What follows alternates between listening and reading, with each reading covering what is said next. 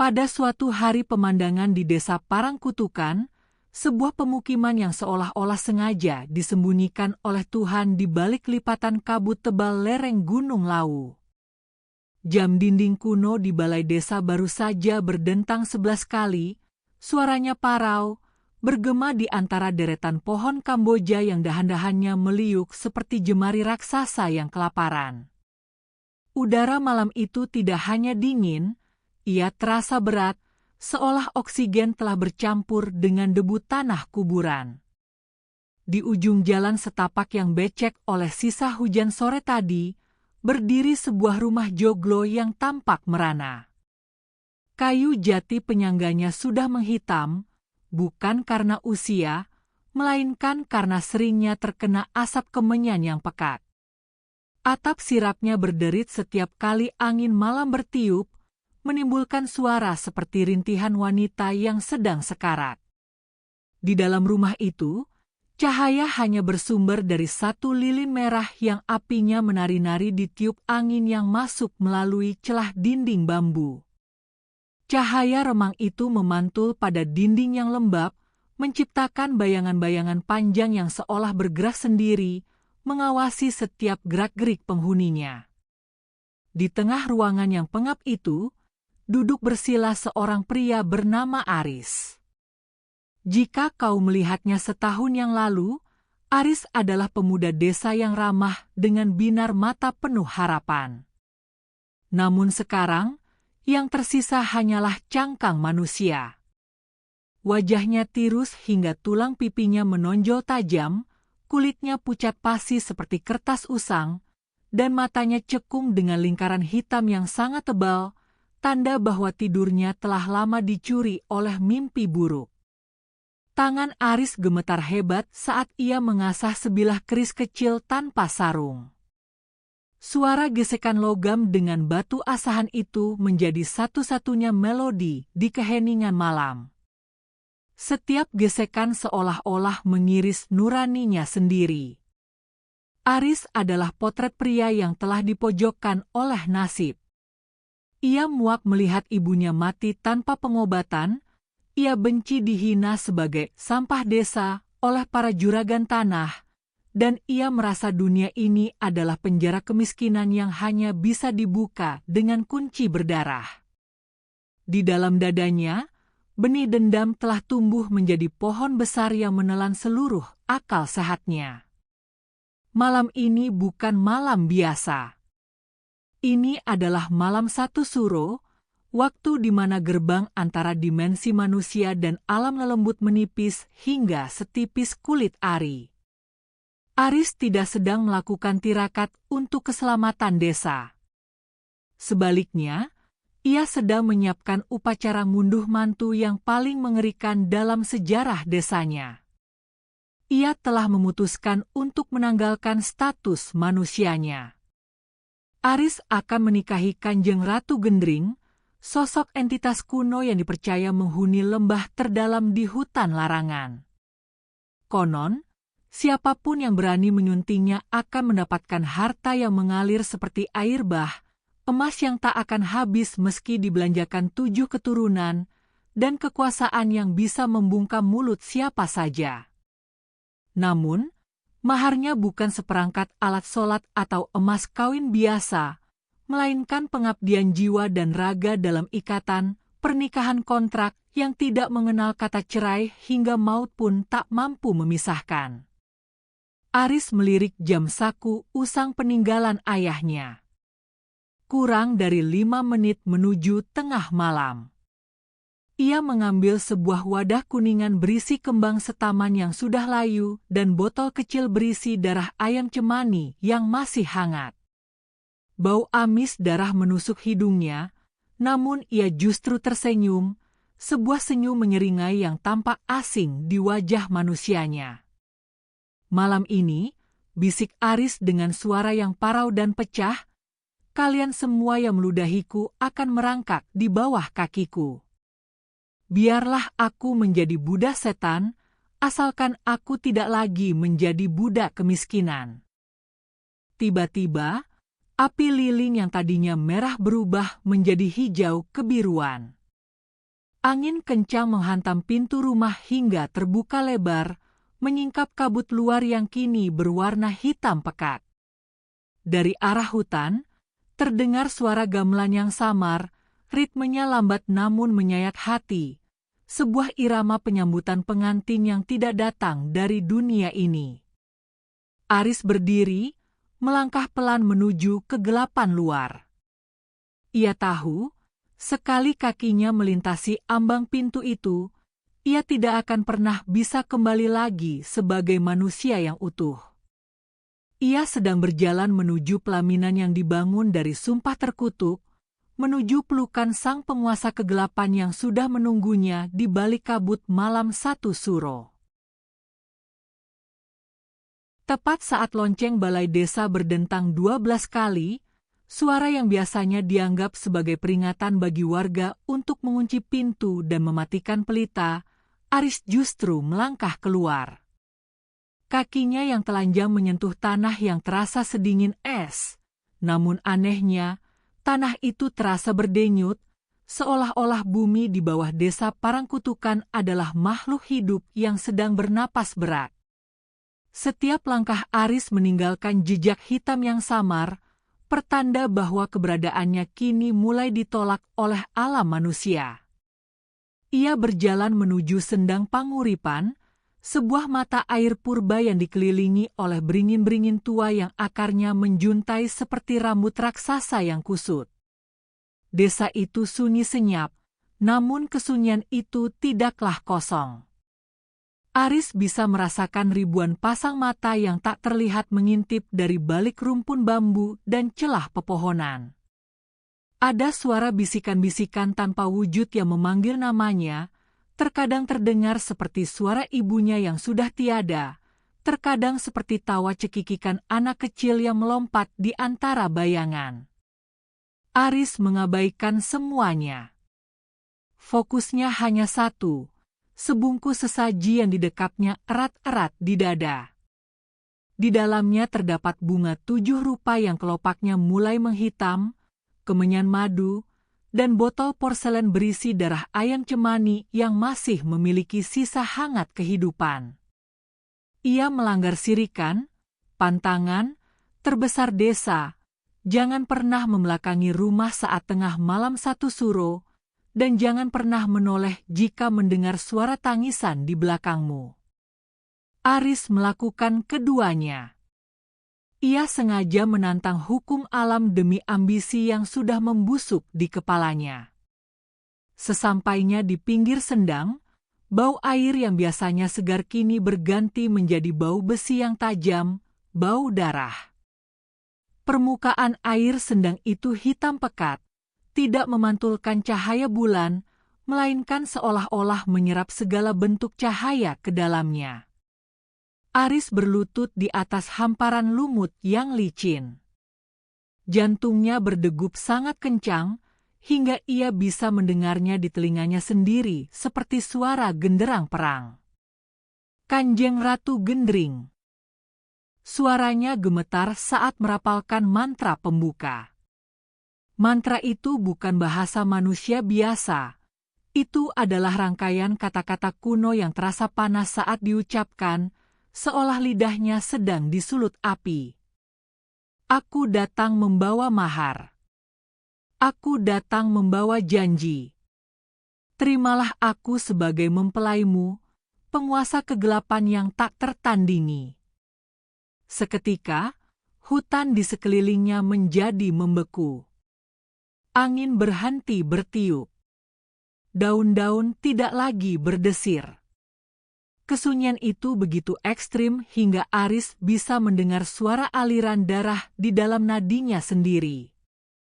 Kemudian, dari tengah sendang, muncul sebuah gelembung besar yang meletus, mengeluarkan asap hitam yang berbau melati busuk, aroma khas kematian yang mencoba menyamar menjadi keindahan. Aris merasakan ketakutan yang belum pernah ia bayangkan sebelumnya. Insting manusianya menjerit untuk lari, memintanya untuk kembali ke gubuknya yang miskin namun aman. Namun, bayangan akan tumpukan emas dan wajah-wajah orang yang menghinanya kembali muncul. Ia menekan rasa takut itu ke dasar hatinya, menggantinya dengan kemarahan yang dingin. Air sendang mulai bergejolak perlahan, membentuk pusaran kecil di tengahnya. Dari dalam kegelapan air yang tak berdasar itu, muncul sepasang tangan dengan jari-jari yang sangat panjang dan kuku berwarna hitam legam. Tangan itu mencengkeram tepi bebatuan sendang, dan perlahan sebuah kepala muncul. Bukan sosok monster mengerikan yang pertama kali dilihat Aris, melainkan wajah seorang wanita yang sangat cantik, namun kecantikan itu salah. Kulitnya seputih pualam yang mati, bibirnya merah gelap seperti luka baru, dan matanya tidak memiliki bagian putih, hanya lubang hitam pekat yang seolah-olah bisa menelan jiwa siapapun yang menatapnya. Ia mengenakan kebaya beludru hijau tua yang sangat mewah, dengan ronce melati yang menjuntai hingga ke dada, namun melati-melati itu mengeluarkan lendir berwarna kemerahan. "Kau berani, wahai manusia kecil?" Suara wanita itu tidak keluar dari mulutnya, melainkan bergema langsung di dalam tengkorak kepala Aris. Suaranya terdengar seperti gesekan pisau di atas piring kaca, menyayat saraf-saraf kesadaran Aris. Banyak yang meminta harta, tapi sedikit yang berani meminta tanganku. Aris dipaksa untuk tidak memalingkan wajah. Ia harus menjalani ritual kacar kucur gaib. Sang ratu mengulurkan tangannya, meminta Aris menuangkan darah ayam cemani ke telapak tangannya yang dingin. Saat darah itu menyentuh kulit sang ratu, darah itu tidak mengalir jatuh, melainkan meresap ke dalam pori-porinya, membuat kulit polam itu perlahan-lahan menampakkan urat-urat hitam yang berdenyut. "Minumlah ini sebagai tanda ikatan kita," ucap sang ratu sambil mengulurkan sebuah cawan yang terbuat dari batok kepala manusia yang sudah mengering, berisi cairan kental berwarna emas yang berkilau di kegelapan. Aris tahu, jika ia meminumnya, ia bukan lagi milik dunia ini. Tanpa ragu, didorong oleh ketamakan yang sudah mencapai puncaknya, ia meminum cairan itu. Rasanya manis seperti madu, namun seketika membakar kerongkongannya, membuatnya tersedak darah. Di saat itulah, ia merasakan sebuah cincin gaib yang terbuat dari urat nadi yang membusuk melingkar di jari manisnya, menyatu dengan daging dan tulangnya. "Sekarang, kau adalah suamiku di dunia bawah," tawa sang ratu meledak, suara yang kemudian diikuti oleh ribuan suara tawa lain dari balik pepohonan. Langit di atas desa Parangkutukan seketika berubah menjadi merah darah, menandakan bahwa sebuah pelanggaran besar terhadap hukum Tuhan telah resmi dimulai. Fajar setelah malam satu suruh itu tidak membawa kehangatan matahari yang biasa. Desa Parangkutukan terbangun dalam kabut kuning yang berbau belerang. Aris pulang ke rumahnya bukan lagi sebagai pria yang kalah, melainkan sebagai sosok yang berjalan dengan dagu terangkat, meski matanya memancarkan kekosongan yang mengerikan. Perubahan itu terjadi secepat kedipan mata. Dalam hitungan jam, gubuk reot Aris yang dulu dindingnya dipenuhi rayap, perlahan-lahan berubah. Kayu-kayunya yang lapuk tampak mengeras dan menghitam, bersinar seperti dipelitur dengan minyak manusia. Genteng-genteng tanah liat berganti menjadi sirap kayu ulin yang susunannya menyerupai sisik ular raksasa. Warga yang melintas hanya bisa terbelalak. Mereka melihat dinding rumah Aris seolah-olah tumbuh dan membesar dengan sendirinya tanpa ada satupun tukang bangunan yang bekerja.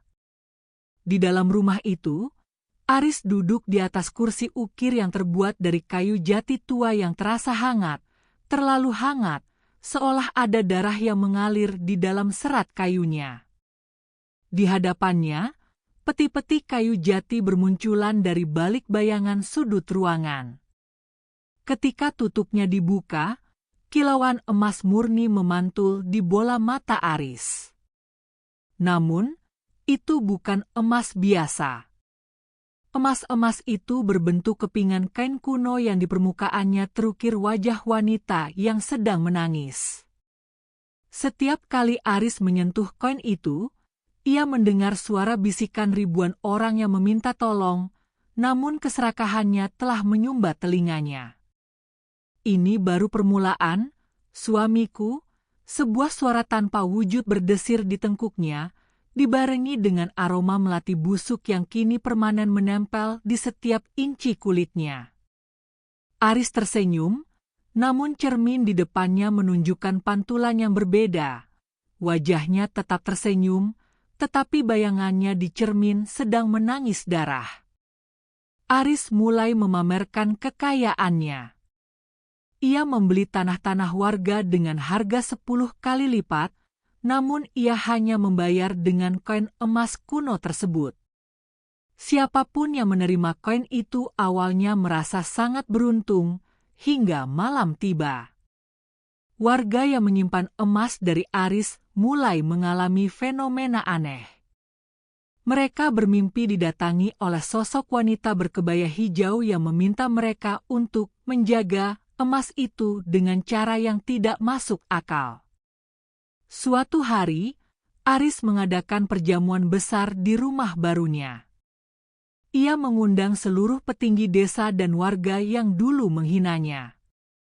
Meja-meja panjang dipenuhi makanan mewah, daging rusa, ayam cemani panggang, dan tuak manis yang aromanya memabukkan.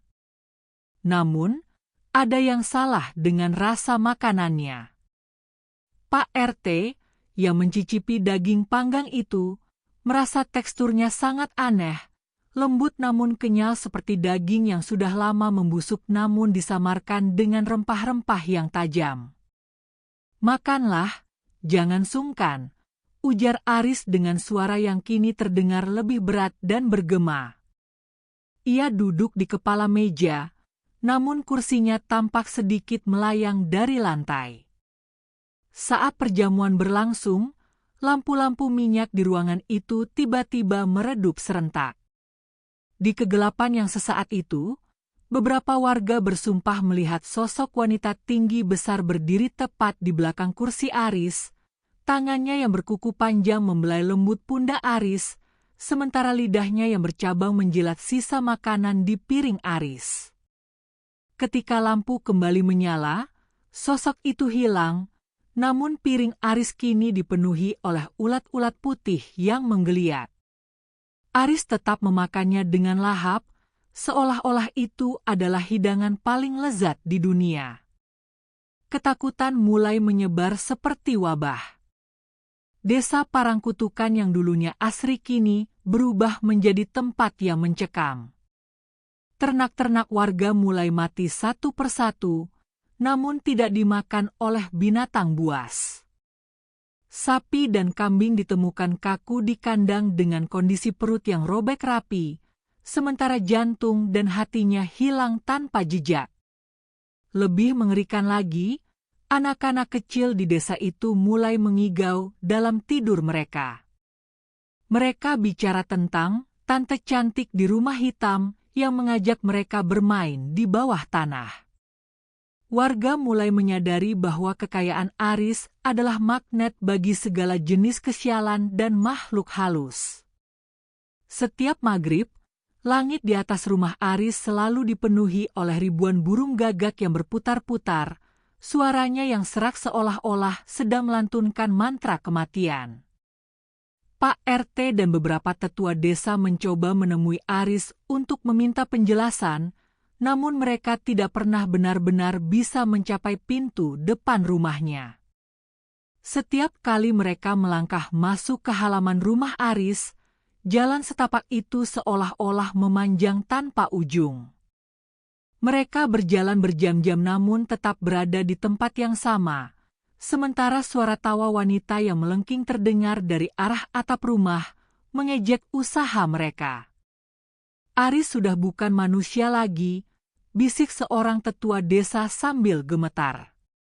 Dia sudah menyerahkan desa ini sebagai mahar untuk istrinya yang tak bernapas.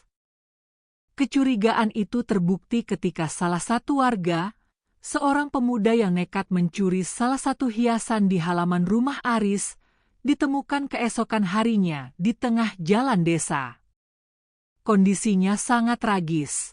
Tubuhnya masih hidup, namun seluruh tulangnya terasa lunak seperti jeli, seolah-olah ada sesuatu yang telah menyedot sumsum tulangnya melalui pori-pori kulitnya. Ia hanya bisa mengerang, dia datang, dia meminta upeti. Sebelum akhirnya menghembuskan napas terakhir dengan mata yang melotot ngeri. Teror itu tidak lagi merayap, ia kini berlari. Setiap malam Jumat Kliwon, suasana desa mencekam total. Tak ada satupun lampu yang berani menyala di luar rumah. Warga meringkuk di balik pintu, mendengarkan suara derap langkah kaki kuda yang menarik kereta kencana gaib yang berkeliling desa, berhenti sejenak di depan rumah-rumah yang warganya pernah menerima kain emas dari Aris. Suara cambuk yang menggelegar di udara malam itu dibarengi dengan rintihan kesakitan yang tak terlihat, menandakan bahwa sang pengantin gaib sedang menagih bunga dari emas terkutuk yang telah mereka simpan. Aris sendiri kini jarang terlihat keluar rumah. Namun, dari jendela lantai atas yang selalu terbuka, warga sering melihat siluet dua orang yang sedang berdansa di bawah cahaya bulan yang pucat. Satunya adalah Aris yang tampak seperti mayat hidup, dan satunya lagi adalah sosok wanita yang sangat tinggi, yang kepalanya hampir menyentuh langit-langit, bergerak dengan gerakan yang patah-patah namun anggun. Mereka berdansa diiringi suara gamelan gaib yang hanya bisa didengar oleh mereka yang sisa hidupnya tinggal sebentar lagi. Desa Parangkutukan kini telah menjadi wilayah kekuasaan kerajaan kegelapan, dan Aris adalah pintu masuknya. Emas yang ia dambakan kini menjadi penjara bagi seluruh jiwa di desa itu, menunggu saat yang tepat untuk ditarik sepenuhnya ke dalam keabadian yang menyakitkan. Malam itu, bulan tidak berwarna kuning, melainkan merah tembaga yang kusam, seolah-olah langit sedang menderita radang hebat. Desa Parangkutukan tidak lagi sunyi, suara angin yang berhembus melalui celah-celah pohon bambu terdengar seperti ribuan lidah yang sedang menjilati udara. Tepat pukul 12 malam, tanah di sekitar rumah Aris mulai merekah, mengeluarkan uap hitam yang berbau belerang dan daging terbakar. Aris berdiri di tengah ruang utama rumah joglonya yang kini telah bertransformasi total. Lantai kayunya tidak lagi keras, melainkan terasa empuk dan berdenyut seperti tekstur lidah raksasa. Dinding-dindingnya bukan lagi dihiasi ukiran kayu, melainkan jalinan urat saraf dan rambut manusia yang masih tumbuh, bergerak-gerak mengikuti irama jantung yang entah berada di mana. Aris mengenakan pakaian pengantin Jawa lengkap, basahan, namun kain jariknya terbuat dari kulit manusia yang disamah halus, dan keris di pinggangnya adalah tulang rusuk yang masih berlumuran darah segar. Ia mencoba melihat bayangannya di cermin besar di hadapannya, namun yang ia lihat bukan lagi dirinya. Ia melihat sosok mayat yang kulitnya telah mengelupas, matanya telah digantikan oleh kain emas kuno yang ia puja-puja. Aris ingin berteriak, namun suaranya telah dicuri. Setiap kali ia membuka mulut, yang keluar hanyalah ratusan lalat hijau yang berdengung kencang. Tiba-tiba, atap rumah joglo itu terbuka lebar, seolah-olah ditarik oleh tangan-tangan raksasa dari langit. Namun di atas sana bukan bintang yang terlihat, melainkan pusaran awan hitam yang membentuk wajah wanita raksasa yang sedang tertawa. Dari dasar bumi, suara gamelan slendro bertalu-talu dengan tempo yang sangat cepat dan sumbang, menciptakan frekuensi yang membuat telinga siapapun yang mendengarnya akan mengeluarkan darah. Lalu, ia muncul. Kanjeng Ratu Gendring tidak lagi menampakkan wujud wanita cantik yang menipu. Ia muncul dari balik bayangan sudut ruangan dengan tinggi mencapai 4 meter, kepalanya hampir menyentuh awan hitam di atas. Kulitnya berwarna hijau membusuk dengan sisik ular yang menonjol di sepanjang tulang belakangnya. Wajahnya adalah perpaduan antara kecantikan surgawi dan kengerian neraka. Separuh wajahnya mulus bak pualam, separuhnya lagi hanya tengkorak yang dipenuhi ulat emas. Waktunya penyempurnaan, suamiku, raung sang ratu. Suaranya bukan lagi bisikan, melainkan ledakan sonik yang meruntuhkan sisa-sisa kesadaran Aris. Kau menginginkan harta yang tak habis 7 turunan, maka kau harus menjadi fondasi bagi kerajaan ini selama 7.000 tahun. Sang ratu mengulurkan tangannya yang memiliki 7 jari panjang dengan kuku tajam. Ia mencengkeram dada Aris, bukan untuk membunuhnya, melainkan untuk menarik keluar sukma Aris. Dalam pandangan gaib yang mengerikan, Aris melihat tubuhnya sendiri tetap berdiri tegak, namun jiwanya ditarik paksa, dipilin seperti benang, dan dimasukkan ke dalam sebuah lubang hitam di perut sang ratu. Di saat itulah, tabir penutup mata batin Aris terbuka sepenuhnya. Ia melihat bahwa emas-emas yang selama ini ia kumpulkan di peti-peti kayunya sebenarnya adalah tumpukan gigi manusia yang dicabut paksa. Rumah megahnya adalah tumpukan bangkai warga desa yang selama ini hilang, yang disatukan dengan sihir hitam hingga menyerupai bangunan. Kekayaan yang ia banggakan hanyalah ilusi optik yang diciptakan untuk menjerat jiwanya. Sang Ratu Gendring tidak membutuhkan suami. Ia membutuhkan baterai jiwa untuk mempertahankan kekuasaannya di alam fana. Aris menyadari bahwa setiap koin emas yang ia berikan kepada warga desa adalah tanda terima bagi nyawa mereka. Saat itu juga, seluruh desa bergetar hebat. Warga yang menyimpan koin emas dari Aris mulai berteriak histeris di dalam rumah mereka. Tubuh mereka mulai tertarik secara magnetis menuju rumah Aris. Mereka merangkak di atas tanah, kuku-kuku mereka copot karena mencoba bertahan, namun kekuatan gaib itu terlalu kuat. Satu persatu, warga desa ditelan oleh dinding rumah Aris, menyatu dengan kayu dan batu, menjadi bagian dari arsitektur terkutuk itu. Lihatlah, Aris. Inilah pesta pernikahan kita. Sang ratu tertawa terbahak-bahak, suaranya menyatu dengan jeritan warga yang sedang sekarat. Seluruh desa ini adalah maharmu. Seluruh jiwa ini adalah pelayanmu di neraka nanti. Puncaknya, tanah di bawah rumah Aris amblas sedalam puluhan meter, menciptakan kawah besar yang dipenuhi api berwarna biru. Rumah itu tenggelam ke dalam bumi, membawa Aris yang jiwanya kini telah hancur berkeping-keping. Sebelum benar-benar menghilang, Aris melihat wajah ibunya di antara tumpukan jiwa yang merintih di dinding rumahnya. Sang ibu menatapnya dengan kesedihan yang tak terhingga, sementara tubuh Aris perlahan-lahan berubah menjadi patung emas murni, sebuah piala kemenangan bagi sang penguasa kegelapan. Manifestasi horor itu mencapai titik didihnya ketika seluruh desa Parangkutukan tertutup oleh kabut darah yang sangat pekat. Tidak ada lagi suara gamelan, tidak ada lagi jeritan.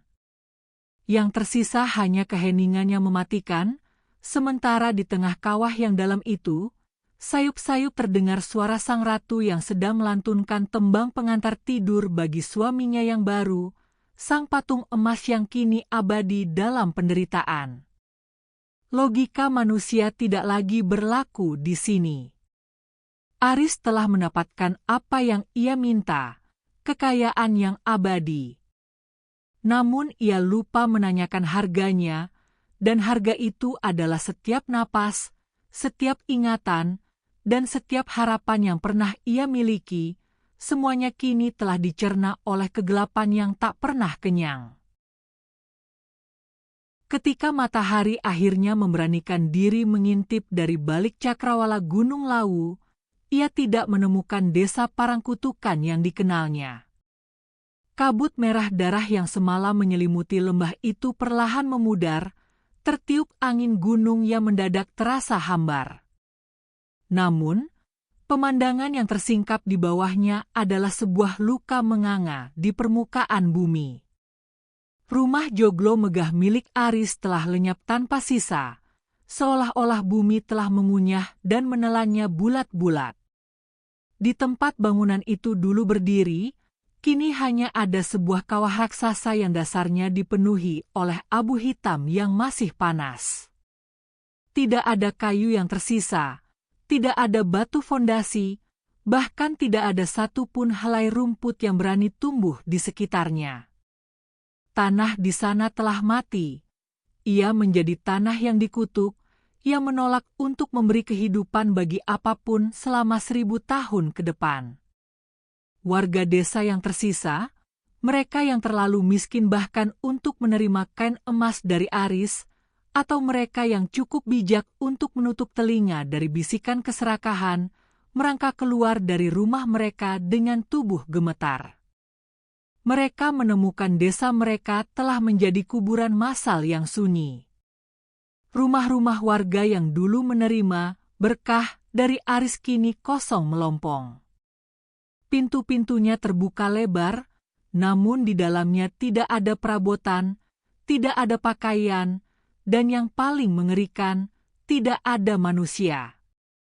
Hanya ada jejak telapak tangan berlumpur di dinding, seolah penghuninya telah ditarik paksa oleh kekuatan yang tak terlihat menuju kawah di pusat desa. Di dasar kawah yang dipenuhi abu itu, para penyintas menemukan sesuatu yang akan menghantui mimpi mereka hingga liang lahat. Di tengah-tengah hamparan abu hitam, berdiri sebuah patung manusia setinggi Aris. Patung itu terbuat dari emas murni yang berkilau sangat tajam, hampir menyilaukan mata.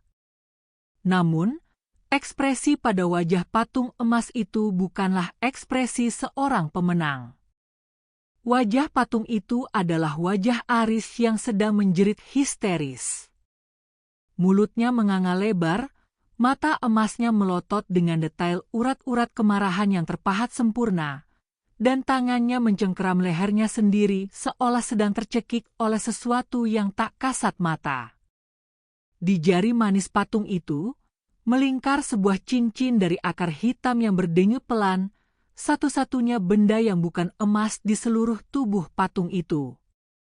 Setiap kali angin bertiup melewati patung emas tersebut, udara akan mengeluarkan suara berdenging yang aneh.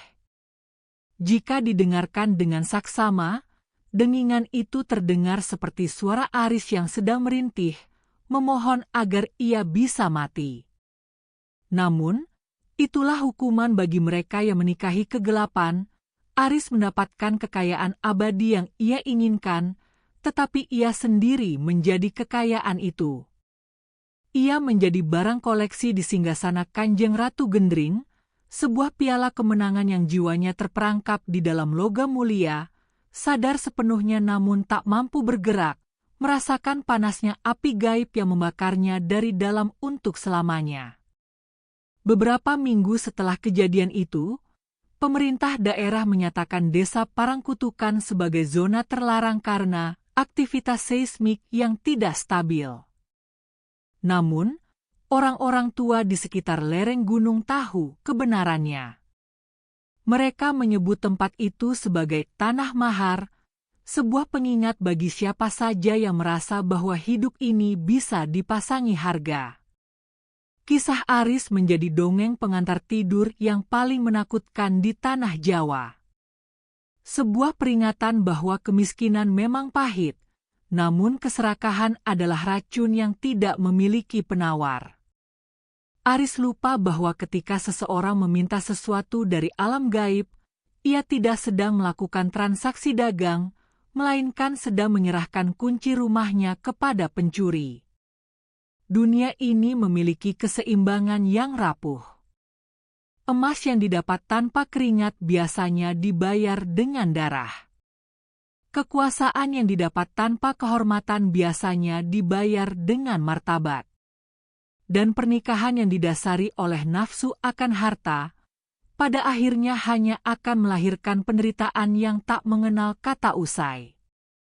Hingga hari ini, konon pada malam 1 Suro, jika seseorang cukup nekat untuk berdiri di tepi kawah bekas rumah Aris, ia akan mencium bau melati yang sangat busuk.